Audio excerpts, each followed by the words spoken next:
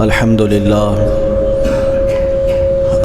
لله نحمده ونستعينه ونستغفره ونؤمن به ونتوكل عليه ونعوذ بالله من شرور أنفسنا ومن سيئات أعمالنا من يهده الله فلا مضل له ومن يضلله فلا هادي له ونشهد أن لا إله إلا الله وحده لا شريك له ونشهد أن سيدنا ومولانا محمدا عبده ورسوله قال الله تبارك وتعالى في القرآن المجيد والفرقان الحميد يريدون ليطفئوا نور الله بأفواههم والله متم نوره ولو كره الكافرون صدق الله العلي العظيم وبلغنا رسوله النبي الكريم ونحن على ذلك لمن الشاهدين والشاكرين والحمد لله رب العالمين۔ مل کر شوق اور محبت سے ایک مرتبہ درود پاک کا نذرانہ پیش کیجیے۔ اللہم صلی علی سیدنا و مولانا محمد معدن الجود والکرم وآلہ وبارک وسلم صلاۃ و سلاما علیک یا سیدی یا رسول اللہ۔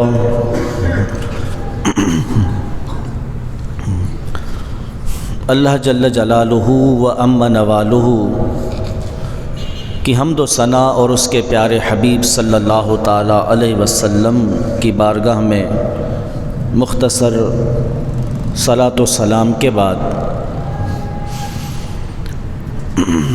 اللہ تبارک و تعالی نے کم و بیش 1,24,000 انبیاء کرام کو مبعوث فرمایا، اور تمام انبیاء کو ان کی نبوت پر اللہ نے دلائل عطا فرمائے، جس دلیل کو ہم معجزہ کہتے ہیں۔ ہر نبی اپنی نبوت کی دلیل معجزے کی صورت میں لے کر آئے، اور اللہ تبارک و تعالی نے اپنے آخری نبی اپنے حبیب صلی اللہ تعالی علیہ وسلم جو کہ خاتم النبیین ہیں، اللہ نے آپ کو سراپا معجزہ بنا کر بھیجا۔ بہت سارے معجزات جو اللہ تبارک و تعالی نے انبیاء کو، کسی کو 3، کسی کو 7، کسی کو 10، جو محدود اور متعین معجزات عطا فرمائے تھے، وہ تمام معجزات اللہ نے اپنے حبیب کو عطا فرمائے۔ آپ جامع المعجزات ہیں، اور سب سے بڑا معجزہ ہمارے پیارے نبی صلی اللہ تعالی علیہ وسلم کو جو اللہ تبارک و تعالی نے عطا فرمایا، آج ہم اس معجزے پر بات کریں گے جو معجزات میں سب سے بڑا معجزہ ہے، اور معجزات وجود میں آئے پھر ختم ہو گئے، لیکن یہ ایسا معجزہ ہے جو قیامت تک باقی رہے گا۔ آپ جانتے ہیں یہ کون سا معجزہ ہے؟ یہ معجزہ ہے قرآن مجید فرقان حمید۔ یہ وہ معجزہ ہے جو اللہ کا کلام ہے، جس کے بارے میں فرمایا کہ اگر ہم اسے پہاڑوں پر نازل کر دیتے تو اتنے بلند و بالا، مضبوط، سخت، ٹھوس پہاڑ جو زمین کے لیے کیلوں کی مانند ہیں۔ کیل چیز کو لے کر کھڑی ہوتی ہے، کیل سے چیز کا وجود اپنی جگہ پر قائم رہتا ہے۔ اس زمین کے لیے جو کیلیں ہیں وہ اللہ تبارک و تعالیٰ نے پہاڑوں کی صورت میں ٹھوک دی ہیں۔ یہ پہاڑ زمین کو مضبوط کیے ہوئے ہیں۔ ایسے مضبوط پہاڑوں پر اگر اللہ کی وحی، اللہ کا کلام قرآن نازل ہوتا تو آپ جانتے ہیں قرآن فرماتا ہے یہ پہاڑ ریزہ ریزہ ہو جاتے ہیں، لیکن یہ کمال ہے قلب مصطفیٰ صلی اللہ تعالیٰ علیہ وسلم کا۔ حضور فرماتے ہیں جب مجھ پر وحی نازل ہوتی آپ اونٹنی پر سوار ہوتے تو اونٹنی بیٹھ جایا کرتی تھی۔ سبحان اللہ۔ یہ قرآن کی طاقت اور اس کا وزن تھا، آپ کو پسینہ مبارک آ جاتا۔ ایک مرتبہ آپ ایک صحابی رضی اللہ تعالیٰ عنہ کی ران پر سر رکھ کے آرام فرماتے کہ اسی دوران جب وحی کا نزول ہوا تو وہ صحابی کہتے ہیں مجھے محسوس ہو رہا تھا کہ میری ٹانگ ٹوٹ کے ٹکڑے ٹکڑے ہو جائے گی۔ براہ راست صحابی پر نہیں آئی وہ وحی، کیونکہ وحی تو نبی پر آتی ہے، غیر نبی پر نہیں، لیکن نبی کا جسم غیر نبی سے اس صحابی سے مس تھا، اس کا وزن اتنا محسوس کیا کہ محسوس ہوتا ہے کہ ٹانگ کے ٹکڑے ٹکڑے ہو جائیں گے۔ تو اندازہ لگائیے اللہ نے اپنے حبیب کے دل کو کتنی طاقت عطا فرمایا۔ نزل بہ الروح الامین، اسے روح الامین لے کر اترے، علی قلبک، اے محبوب آپ کے دل پر اسے اتارا ہے۔ تو اللہ نے حبیب کے دل کو اتنی طاقت عطا فرمائی۔ یہ ایسا معجزہ ہے کہ اللہ تبارک و تعالیٰ نے اس کو قیامت تک باقی رکھا ہے۔ قرآن ہمیشہ رہنے والا ہے۔ یہ ایسا معجزہ ہے جو فصاحت میں، بلاغت میں اپنی مثال آپ ہے، نہ اس سے اتنا فصیح اور بلیغ کلام نہ اس سے پہلے تھا، نہ ہے، نہ کبھی ہوگا۔ اور یہ قرآن اتنے علوم پر مشتمل ہے کہ اتنے علوم کو اپنے اندر سمائے ہوئے کوئی کتاب، کوئی کلام نہ قرآن سے پہلے تھا، نہ ہے، نہ کبھی ہوگا۔ اور یہ قرآن مجید فرقان حمید اللہ جل جلالہ کا کلام ہے۔ اللہ تبارک و تعالیٰ نے اس میں صحابہ سے، حضور سے پہلے کے جو انبیاء کے، امتوں کے واقعات ہیں وہ، اور جو آنے والے ادوار میں پیش آنے والے واقعات ہیں وہ اس قرآن میں بیان کر دیے۔ اور ایسے ایسے واقعات جنہیں کوئی جانتا نہیں ہے۔ امام اہل سنت اعلیٰ حضرت نے، اب امام اہل سنت اعلیٰ حضرت نہ تابعین میں سے ہیں، نہ صحابہ میں، نہ تابعین میں، نہ تبع تابعین میں، بہت بعد کے بزرگ ہیں، لیکن قرآن میں اللہ نے انہیں ایسا علم عطا فرمایا تھا، اپنی وفات کی تاریخ قرآن سے نکال کر بتا کر گئے تھے، اور اسی تاریخ کو انتقال ہوا۔ تو آنے والے واقعات، گزشتہ واقعات کا علم جو پہلے کسی کو معلوم نہیں تھا، اللہ نے قرآن میں عطا فرما دیا۔ اور پھر یہ کیوں نہ ہو کہ یہ کلام کس کا ہے؟ اللہ، بے مثل و بے مثال کا، بے مثل و بے مثال کا کلام بھی بے مثل اور بے مثال ہے۔ نہ اس ذات کی کوئی مثال ہے، نہ اس کے اس کلام کی کوئی مثال ہے۔ اللہ تبارک و تعالیٰ نے ایسا عظیم الشان معجزہ آپ کو عطا فرمایا۔ موسیٰ علیہ السلام کے دور میں جادو بڑا عروج پر تھا، تو اللہ تبارک و تعالیٰ نے موسیٰ علیہ السلام کو جو معجزہ عطا فرمایا وہ ان جادوگروں کو عاجز کرنے کے لیے تھا۔ آپ جانتے ہیں کہ جادوگروں نے رسیاں ڈالی جو چھوٹے چھوٹے سانپ بن گئی، اور جب موسیٰ علیہ السلام نے اپنا عصا ڈالا، وہ لاٹھی ڈالی، تو قرآن فرماتا ہے کہ وہ لاٹھی بہت بڑا اژدہا بن گئی۔ سبحان اللہ۔ اور اتنا بڑا اژدہا کہ جب وہ منہ کھولتا تو اس کا نیچے کا جبڑا زمین پر ہوتا اور اوپر کا جبڑا فرعون کے محل کے اوپر ہوتا تھا، وہ سب چیزوں کو نگل لیتا۔ اب جادوگروں نے جب یہ دیکھا تو جو جس کی فیلڈ ہوتی ہے وہ اسی کو پہچانتا ہے، جو جس کی فیلڈ سے تعلق رکھتا ہے۔ اب یہ جادوگر تو نظر بندی کرتے ہیں، معجزہ نہیں دکھا سکتے۔ جادوگر پہچان گئے کہ جو ہم کر رہے ہیں وہ نظر بندی ہے، رسی رسی ہی ہوتی ہے، سانپ نہیں بنتی، لیکن لوگوں کو نظر سانپ آتی ہے کہ ان کی نظر بندی کر دی، کیونکہ اگر رسی سانپ بن جائے تو سانپ بنانا تو مخلوق کی تخلیق کرنا ہے، اور تخلیق کرنے والا خالق ایک ہی ہے، وہ اللہ وحدہ لا شریک ہے۔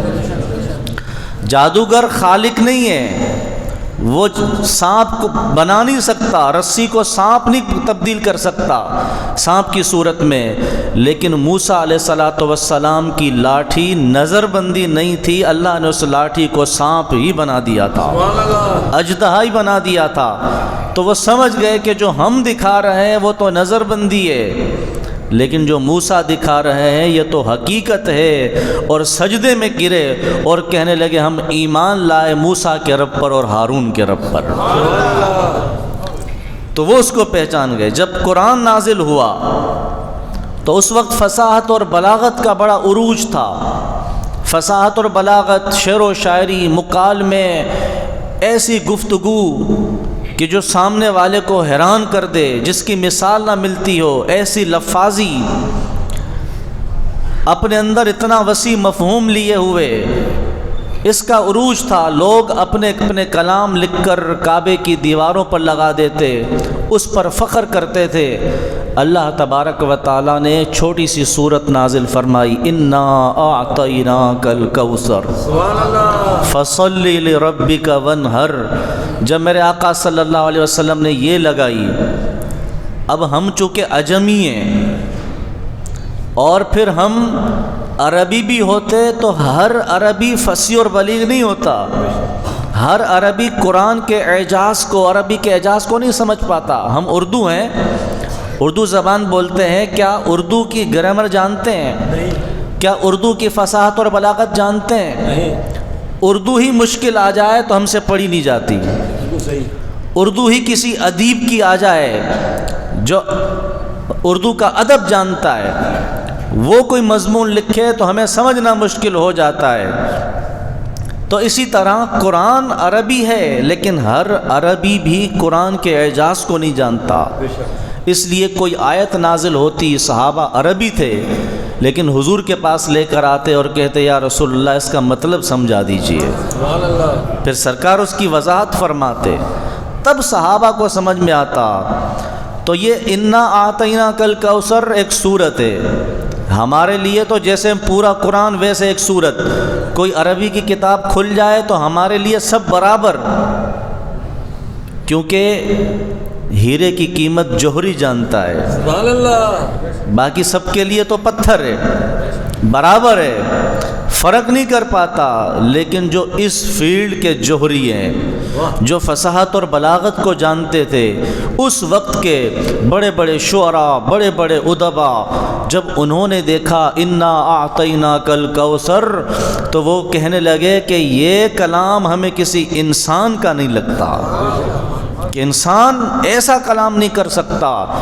اسی لیے قرآن چیلنج کرتا رہا کہ لے آؤ، بڑے بڑے فصیح ہو، بلیغ ہو، ادیب ہو، اپنی زبان پر، اپنے علم پر بڑا ناز کرتے ہو، اگر تم مقابلہ کر سکتے ہو تو قرآن کی صورتوں جیسی کچھ صورتیں ہی لے آؤ، اور صورتیں نہیں لا سکتے تو ایک صورت ہی لے آؤ۔ اور قرآن نے کہا ہم جانتے ہیں کہ تم ایک صورت بھی نہیں لا سکتے، قرآن کی ایک آیت جیسی کوئی ایک آیت ہی لے آؤ۔ یہ قرآن کا چیلنج قیامت تک کے لیے ہے۔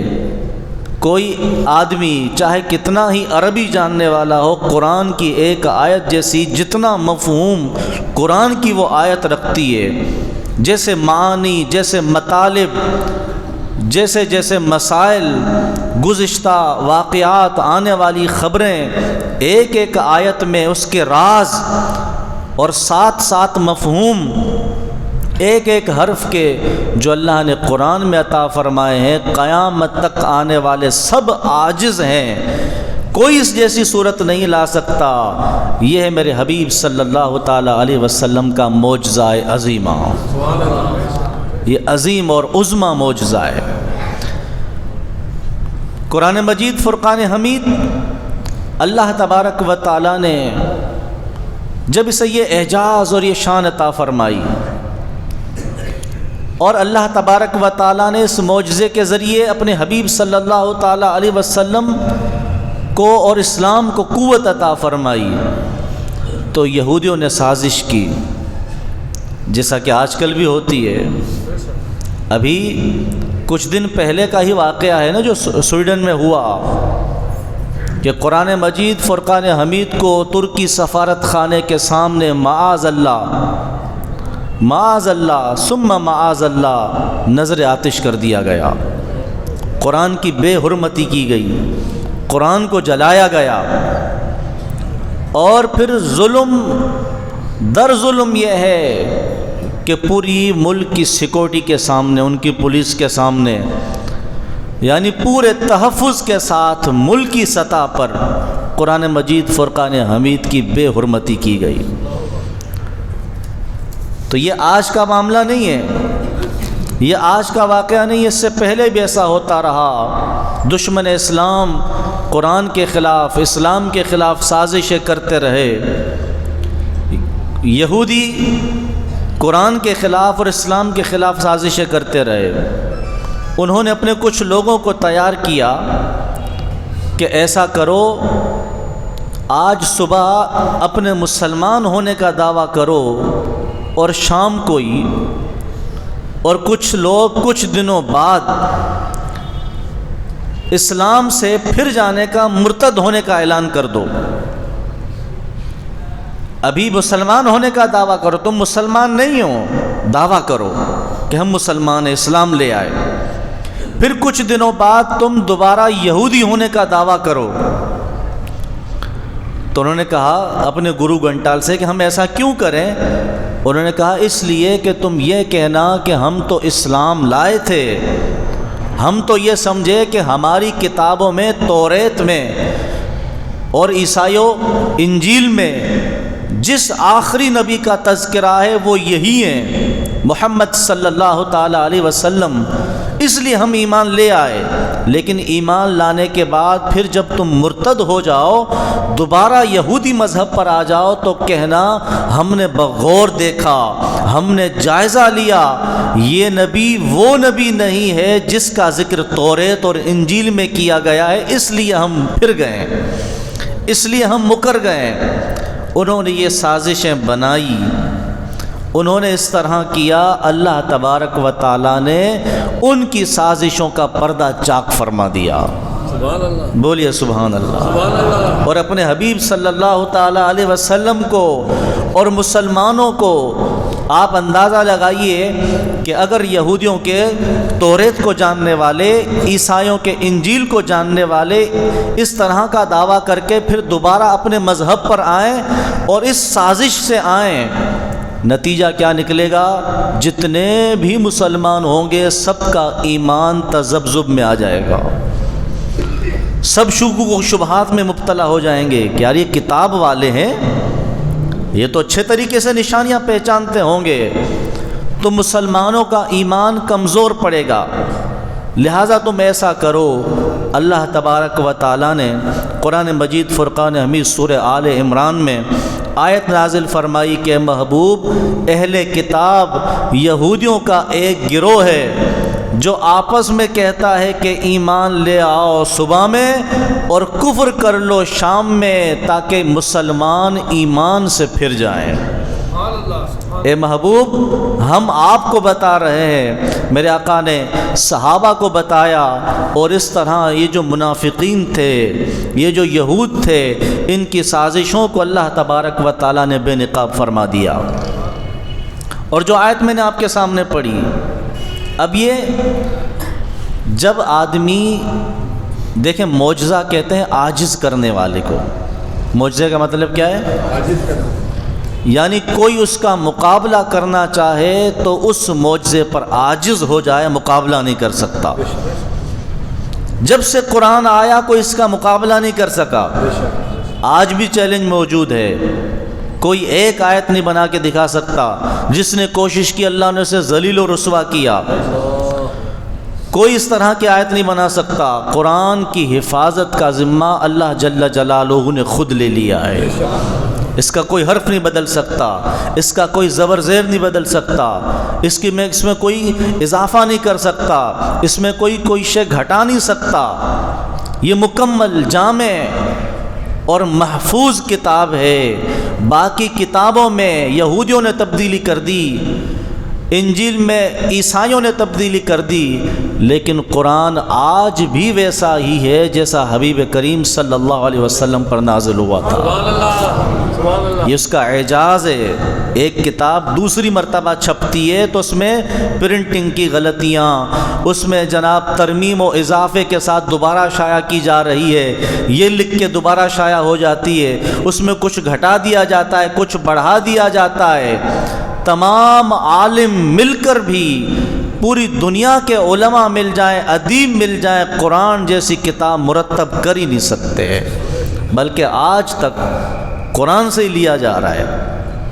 لوگوں نے بسم اللہ کی تفاسیر میں کتنا لکھا، سورہ فاتحہ کی تفاسیر میں کتنا لکھا، 100 140 200 کے قریب جلدیں تو صرف بسم اللہ کی سورہ فاتحہ کی تفاسیر اور وضاحت میں لکھی گئی.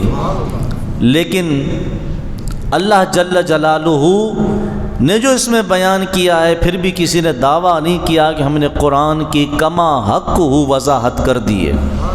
سب نے کہا کہ جتنا بندہ کر سکتا تھا وہ اس نے کر دیا، باقی جو اس میں علم ہے وہ اللہ اور اس کا رسول بہتر جانتا ہے کہ اللہ نے اس میں کیا کیا رکھ دیا ہے. ایسی کتاب اللہ نے ہمیں عطا فرمائی. اب یہ جو سازش ہے کہ مسلمانوں کے ایمانوں کو کمزور کیا جائے، قرآن کو مٹایا جائے، اب تم ایک جگہ پر ایک نسخہ جلا کر قرآن کو تو نہیں مٹا سکتے ہو. تم جتنا مٹانا چاہو گے اللہ اسے اتنی بلندی عطا فرمائے گا. سبحان اللہ. قرآن میں فرماتا ہے یریدون لیطفئوا، وہ چاہتے ہیں کہ بجھا دیں نور اللہ کے نور کو، بافواہہم، اپنے منہوں سے، اپنے پھونکوں سے، اپنے منہ اپنی پھونکوں سے اللہ کے نور کو بجھانا چاہتے ہیں. واللہ متم نورہ، اور اللہ اپنے نور کو پورا کرنا چاہتا ہے. ولو کرہ الکافرون، اگرچہ کافروں کو برا لگے، اگرچہ کافر سے ناگوار سمجھے، لیکن اللہ اپنے نور کو پورا فرما دے گا. اور اس کی مثال کہ اللہ تبارک و تعالی دین اسلام کو، دین محمدی کو اور قرآن کو تمام ادیان پر، تمام مذاہب پر غلبہ عطا فرمائے گا. صرف ایک ہی مذہب ہوگا روئے زمین پر، اور کوئی مذہب نہیں ہوگا، صرف ایک ہی مذہب ہوگا، وہ ہوگا مذہب اسلام. وہ شریعت ہوگی شریعت محمدی. کب؟ جب سیدنا عیسیٰ علیہ السلام کا نزول ہوگا. جو آپ تبلیغ فرمائیں گے تو پوری روئے زمین سے کفر ختم ہو جائے گا، شرک ختم ہو جائے گا. صرف ایک ہی مذہب ہوگا، مذہب اسلام. اللہ تبارک و تعالی اس آیت کا ظہور فرما دے گا، اس آیت کو مکمل فرما دے گا. اس دنیا کو ختم کرنے سے پہلے صرف اور صرف زمین پر شریعت محمدی کا نفاذ ہوگا. اور جو دجال کے پیچھے جائیں گے وہ ہلاک ہوں گے. اس کے ایک ہاتھ میں جنت ہوگی، ایک ہاتھ میں دوزخ ہوگی. جو اس کو نہیں پہچانے گا وہ دکھائے گا جسے جنت ہوگی وہ دوزخ، جس شے کو وہ جہنم دکھا رہا ہوگا در حقیقت وہ جنت ہوگی. امتحان ہوگا ایک. اللہ تبارک و تعالی وہاں پر کافروں کو اور مسلمانوں کو بالکل الگ فرما دے گا. تو اب یہ سازشیں ہوتی رہیں گی، لیکن مسلمانوں کا اسلام اور ایمان اور بھی مضبوط ہوگا، ان سازشوں سے ختم ہونے والا نہیں ہے. اب یہ قرآن کی کتنی بڑی بے ادبی ہے. ہم یہ ہم یہ پیغام دینا چاہتے ہیں کہ اگر تم یہ بے ادبی کر کے معاذ اللہ اپنے فاسد گمان میں یہ سمجھتے ہو کہ ہم نے قرآن کی شان کو گھٹا دیا، تو ہم جتنا ادب کرتے تھے اس سے 100 گنا اور ادب بڑھا کر تمہیں دکھائیں گے کہ اللہ نے اس کا مقام ہمارے دلوں میں اور بھی بڑھا دیا ہے۔ بے شک، سبحان اللہ۔ اب رجب کا مہینہ ہے، خواجہ خواجگان خواجہ معین الدین چشتی اجمیری رحمۃ اللہ تعالی علیہ کی چھٹی شریف بھی ہے، آپ کے ملفوظات ہیں۔ خواجہ قطب الدین بختیار کاکی رحمۃ اللہ تعالی علیہ آپ کے مرید اور خلیفہ خاص، آپ دلیل العارفین میں سلطان محمود غزنوی رحمۃ اللہ تعالی علیہ کا ایک واقعہ لکھتے ہیں، جس میں ایک کتاب ہے وہ الحمدللہ میرے پاس موجود ہے، سبحان اللہ۔ جو مکتوبات لکھے خواجہ قطب الدین بختیار کاکی نے ہے، اور وہ ساری مجلس اور واقعات ہیں خواجہ معین الدین چشتی اجمیری کے، لکھنے والے قطب الدین بختیار کاکی ہیں۔ وہ لکھتے ہیں، فرماتے ہیں کہ معین الدین چشتی اجمیری رحمۃ اللہ علیہ نے بیان فرمایا، ایسی مجلس لگتی تھی علم کی تو خواجہ صاحب بیان فرماتے تھے تو قطب الدین بختیار کاکی اسے نوٹ فرما لیتے تھے، کہتے بیان فرمایا کہ ایک مرتبہ سلطان محمود غزنوی رحمۃ اللہ تعالی علیہ، بولیے رحمۃ اللہ تعالی علیہ، ان کا وصال 11ویں ہجری میں ہے۔ سلطان محمود غزنوی ایک جگہ پر مہمان بن کر گئے، تو اس مہمان خانے میں جس کمرے میں ان کو رہائش دی گئی، جب ان کے وہاں یہ آرام کرنے کے لیے پاؤں پھیلانے لگے، لیٹنے لگے، تو انہوں نے کیا دیکھا کہ اس کمرے میں قرآن مجید فرقان حمید تشریف فرما ہے، سبحان اللہ۔ قرآن موجود ہے۔ اب سلطان محمود غزنوی کو یہ خیال آتا ہے کہ اے محمود، یہاں قرآن موجود ہے اور تو پاؤں پھیلا رہا ہے؟ پاؤں پھیلانا، جس مقام پہ قرآن موجود ہے تو پاؤں پھیلا، یہ بے ادبی ہے۔ اب ہر ایک کا عشق اور محبت الگ الگ ہے۔ سبحان اللہ۔ ہمارے گھروں میں بھی قرآن ہے، مسجدوں میں بھی قرآن ہے، ہم کتنا ادب کرتے ہیں، اللہ، ہماری فیکٹریوں میں، ہمارے کارخانوں میں، ہماری دکانوں میں بھی قرآن ہے، ہم کتنا ادب کر پاتے ہیں، لیکن اللہ جسے جتنا نصیب کرے۔ بے شک، مومن با ادب ہوتا ہے، سبحان اللہ۔ ایمان والا با ادب ہوتا ہے، بے ادب نہیں ہوتا۔ تو وہ کہنے لگے میں نے سوچا کہ یہاں قرآن موجود اور تو پاؤں پھیلائے، یہ درست بات نہیں، یہ ادب کا مقام نہیں۔ تو کہتے ہیں میں نے سوچا کہ قرآن کو جس کا مہمان ہوں اٹھا کے اسے دوں کہ قرآن پاک کو اپنے کمرے میں یا کسی اور مقام پر رکھ دیجئے تاکہ میں کچھ دیر آرام کر سکوں۔ تو مجھے خیال آیا کہ قرآن کو باہر نکالے اور تو کمرے میں رہے، یہ بھی ادب کا مقام نہیں۔ تو آپ فرماتے ہیں کہ میں پوری رات ایسے ہی بیٹھا رہا، پاؤں نہیں پھیلائے، یا پھر اس کمرے سے خود باہر نکل گئے، قرآن کو نہیں نکالا۔ اللہ تبارک و تعالیٰ نے اسی عمل کے سبب آپ کی بخشش اور مغفرت فرما دی، یہ مقام عطا فرمایا۔ یہ خواجہ خواجگان معین الدین چشتی اجمیری رحمۃ اللہ تعالی علیہ نے لکھا۔ آپ نے ایک اور واقعہ بھی اس میں دلیل العارفین میں بیان فرمایا کہ ایک نوجوان تھا، اس نوجوان نے کسی نے جوانی کی حالت میں انتقال ہوا تو کسی نے پوچھا خواب میں، جب دیکھا کہ اللہ تعالیٰ نے کیا معاملہ کیا، کہا میں اللہ نے مجھے ادب کی وجہ سے بخش دیا ہے، سبحان اللہ۔ اور تو کوئی عمل صالحہ نہیں تھے۔ کہا ادب کیا کرتے تھے آپ؟ کہا میں جہاں قرآن کو دیکھتا تھا وہاں کھڑا ہو کر ادب میں کھڑا رہتا تھا، بس کھڑا رہتا تھا، قرآن کو دیکھتا تھا، ادب سے چومتا تھا، ادب سے رکھتا تھا۔ اللہ تب جل جلالہ کو یہی بات پسند آئی کہ تو نے میرے کلام کی عزت کی ہے، ہم تجھے جہنم میں بے عزت کیسے کریں؟ اللہ نے مجھے بھی عزت کا مقام عطا فرما دیا۔ یہ تو پورے قرآن کی عزت اور حرمت کی بات ہے، ادب کی بات ہے۔ اس سے بڑا واقعہ تو سیدنا بشر حافی رحمۃ اللہ تعالی علیہ کا ہے۔ سبحان اللہ۔ وہ بشر حافی جو شراب کے نشے میں مست ہو کر دھت ہو کر گزر رہے ہیں، ایک کاغذ کے ٹکڑے پر نظر پڑتی ہے جس پہ لکھا ہے بسم اللہ الرحمن الرحیم۔ سبحان اللہ۔ بسم اللہ الرحمن الرحیم جو قرآن میں ہے سب اسی میں ہے۔ بے شک بسم اللہ عارف کی زبان سے کن فیکون ہے۔ بے شک۔ تو وہ بسم اللہ الرحمن الرحیم کا ٹکڑا کاغذ کا اٹھاتے ہیں، اسے چومتے ہیں، خوشبو لگاتے ہیں اور عزت کے مقام پہ اونچی جگہ پر رکھتے ہیں، پاک صاف جگہ پر رکھتے ہیں۔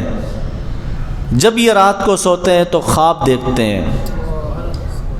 یہ آپ کو مقام ولایت کیسے ملا؟ ادب کی وجہ سے۔ بسم اللہ الرحمن الرحیم کا ادب کیا تو خواب دیکھتے ہیں کہ اے بشر، تو نے ہمارے کلام کو زمین سے اٹھایا، سبحان اللہ۔ اسے صاف کیا، اسے معطر کیا، تو نے ہمارے نام کو معطر کیا ہے، ہم تیرے نام کو معطر کر دیں گے۔ تو نے ہمارے نام کے اس جس پر کاغذ پر وہ نام لکھا اس کاغذ کو صاف کیا ہے بشر، ہم تمہارے دل کو صاف کر دیں گے۔ یہی وہ رات تھی جس رات بشر حافی رحمۃ اللہ تعالی علیہ کی زندگی کی یہ کایا پلٹی، اور آپ جہاں آپ کو شرابی سمجھا جاتا تھا، اس شرابی نے رات شراب کی حالت میں کی اور صبح ولایت کی حالت میں کی۔ اللہ نے اپنے ولی بنا دیا۔ سبحان اللہ۔ یہ وہ مقام ملا کہ محدثین کہتے ہیں کہ بشر حافی ثقہ ہیں، قابل بھروسہ ہیں۔ امام احمد بن حنبل رحمۃ اللہ تعالی علیہ اس بشر حافی کے سامنے ہاتھ باندھ کر کھڑے رہتے تھے، جو پورے حنابلہ کے پیشوا، حتیٰ کہ غوث پاک کے پیشوا ہیں وہ بھی حنبلی تھے، وہ ہاتھ باندھ کر کھڑے رہتے۔ لوگوں نے کہا حضور آپ کتاب اللہ کا اتنا علم رکھنے والے، اس آدمی کے جو شکل سے بھی پاگل لگتا ہو، فقیر درویش لگتا ہو، پاؤں میں چپل نہیں پہنتا، جہاں چبوترے پر بیٹھتا ہے آپ ہاتھ باندھ کر کھڑے ہو جاتے ہیں، آپ اتنے بڑے کتاب کو یعنی کلام اللہ کو جاننے والے، آپ نے فرمایا میں کتاب کو جانتا ہوں، بشر کتاب والے کو جانتا ہے۔ مجھ سے کتاب سیکھنے نہیں جاتا، میں اس سے کتاب اللہ جو کتاب والا ہے یعنی اللہ کریم ہے اس کی معرفت لینے جاتا ہوں۔ میں تو بشر کے پاس اس لیے جاتا ہوں۔ تو آپ ہاتھ باندھ کر کھڑے رہتے۔ یہ ایک مقام کس لیے ملا؟ ادب کی وجہ سے۔ تو قرآن بڑی باادب کتاب ہے، یعنی ایسی کتاب ہے کہ جس کا ادب کیا جائے، جتنا کیا جائے اتنا کم ہے۔ یہ قرآن وہ کتاب ہے کہ عربی، اس کی عبارت تو عربی عبارت ہے، اس کے ترجمے کو بھی بغیر وضو ہاتھ نہیں لگا سکتے۔ جو عربی نہیں ہے، اردو میں ہے، فارسی میں ہے، سندھی میں ہے، کسی بھی زبان میں، اس کو بھی بغیر وضو ہاتھ نہیں لگا سکتے۔ یہ اتنی پاک کتاب ہے۔ یہ وہ بشر حافی پھر جن کو اتنا مقام ملا کہ جب یہ ننگے پاؤں گھومتے تھے، چپل نہیں پہنتے تھے، یہی خیال آتا ہوگا کہ اس زمین پر اللہ کا نام مس ہوا ہے، اب بشر چپل نہیں پہننی، تو یہ ننگے پاؤں گھومتے تھے۔ اور امام احمد بن حنبل اس بات کو بیان فرماتے ہیں، آپ فرماتے ہیں کہ بشر جس علاقے میں ننگے پاؤں رہتے تھے، جانور اس علاقے میں گوبر نہیں کرتے تھے، سبحان اللہ۔ کہ یہاں سے بشر گزریں گے کہیں پاؤں ناپاک نہ ہو جائیں۔ ایک عرصے کے بعد ایک جانور نے کسی گلی میں گوبر کر دیا تو لوگوں نے کہا لگتا ہے آج بشر کا انتقال ہو گیا۔ اللہ۔ اور جب تحقیق کی تو واقعی اسی دن حضرت بشر حافی رضی اللہ تعالیٰ عنہ کا انتقال ہو گیا تھا۔ اتنا بڑا مقام قرآن کے ادب کی وجہ سے ہمارے گھروں میں بھی موجود ہے۔ ہم قرآن کا کتنا ادب کرتے ہیں، ہم قرآن سے کتنی محبت کرتے ہیں۔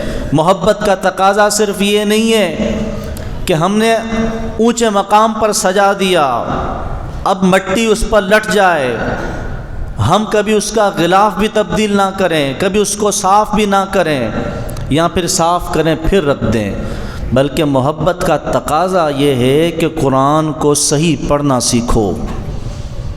یہ قرآن اس لیے نہیں آیا، یہ رکھا بھی رہے تو باعث برکت ہے، اس کا انکار نہیں، جس مقام میں ہوگا وہاں برکتوں کا نزول ہے، لیکن مقصد قرآن یہ نہیں، اس لیے آیا ہے کہ اسے اٹھاؤ، صاف کرو اور پڑھو، اپنے تلفظ صحیح کرو۔ تلفظ صحیح کرنے اگر آپ کو نہیں آتے، ہماری اکثریت قرآن صحیح نہیں پڑھتی ہے۔ مسجد حاضہ میں مدرسہ بالغان لگایا جاتا ہے عشاء کے بعد، روزانہ عشاء کے بعد یہاں مدرسہ بالغان لگتا ہے۔ اگر آپ ہے بھی بالغان کا، بڑوں کا ہے، ہمارے مؤذن صاحب پڑھاتے ہیں، اگر آپ قرآن کا صحیح تلفظ نہیں جانتے تو اتنی عظیم و شان کتاب ہے جو ہمارے لیے آئی، ہم نے اس سے محبت کا دعویٰ تو کر دیا لیکن حق ادا نہ کیا۔ اس کے حقوق میں سے ہے، قرآن کے حقوق میں سے، کہ اس کا تلفظ صحیح کرو، کیونکہ بہت قرآن پڑھنے والے ایسے ہیں کہ خود قرآن ان پر لعنت کرتا ہے کہ یہ مجھے غلط پڑھتے ہیں۔ دوسرا حق اس کا یہ ہے کہ پھر اس کو سمجھا جائے۔ تیسرا حق یہ ہوتا ہے کہ جب پڑھ لیا، سمجھ لیا، اب اس پر عمل کیا جائے، اب قرآن پر عمل کرو۔ یہ قرآن کی محبت کے تقاضے ہیں، یہ اس کے حقوق ہیں۔ تو جو لوگ، جو اسلام کے دشمن قرآن کو جلا کر بے حرمتی کرنا چاہتے ہیں، ہم قرآن کو سینے سے لگا کر، اس کو صحیح پڑھنا سیکھ کر، اس کے حکم پر عمل کر کے، یہ قاری جو بظاہر قرآن پڑھتا ہے، علامہ اقبال کہتے ہیں یہ حقیقت میں خود قرآن ہوتا ہے۔ سبحان اللہ۔ ہم اس کو دکھائیں گے کہ تو قرآن کی بے حرمتی جتنی کرنا چاہے گا، اللہ کریم اس کی محبت ہمارے دلوں میں اور بڑھا دے گا۔ سبحان اللہ۔ یہاں درود پاک کی محفل لگتی ہے، آپ کو معلوم ہوگا یہ کب سے شروع ہوئی ہماری مسجد میں؟ جب نبی پاک صلی اللہ تعالیٰ علیہ وسلم کے خاکے بنائے گئے تو امیر اہل سنت نے اعلان فرمایا کہ مسجدوں میں درود پاک کی محفل نہیں لگائی جائیں، یعنی وہ خاکے بنا کر معاذ اللہ حضور کی عزت کو اپنے گمان کے مطابق، اپنے فاسد خیال میں خراب کرنا چاہتے ہیں۔ ہم حضور کی بارگاہ میں درود کے نذرانے بھیجا کریں گے، آج تک لگتی ہے الحمدللہ۔ تو آج سے نیت کیجئے کہ ہم قرآن کو پڑھیں گے، قرآن کا ادب کریں گے اپنے، اور قرآن کو عام کیجئے۔ آپ اپنی فیکٹری میں بڑی خوبصورت جگہ بنائیں، بہت خوبصورت باکس بنائیں، پتہ چلے یہاں کوئی عام کتاب نہیں، اللہ کا قرآن ہے۔ دیکھنے والا آپ سے پوچھے کہ یار یہاں کیا رکھا ہے آپ نے؟ اتنے خوبصورت باکس، اتنا بہترین غلاف، وہ دیکھتا ہی رہ جائے، اس کی نظریں یہیں کھینچی جائیں۔ آپ اپنے کارخانے میں، اپنی فیکٹری میں، اپنی دکان میں قرآن کی جگہ ضرور بنائیے، اور پھر ایک ٹائم بنائیے کہ اس ٹائم پر آپ نے قرآن کی تلاوت کرنی ہے اور اپنے معاملات کو شروع کرنا ہے۔ پھر دیکھیے اللہ کریم کیسی برکت عطا فرماتا ہے۔ اللہ کریم ہم سب کو عمل کی توفیق عطا فرمائے، آمین۔ وما علینا الا البلاغ۔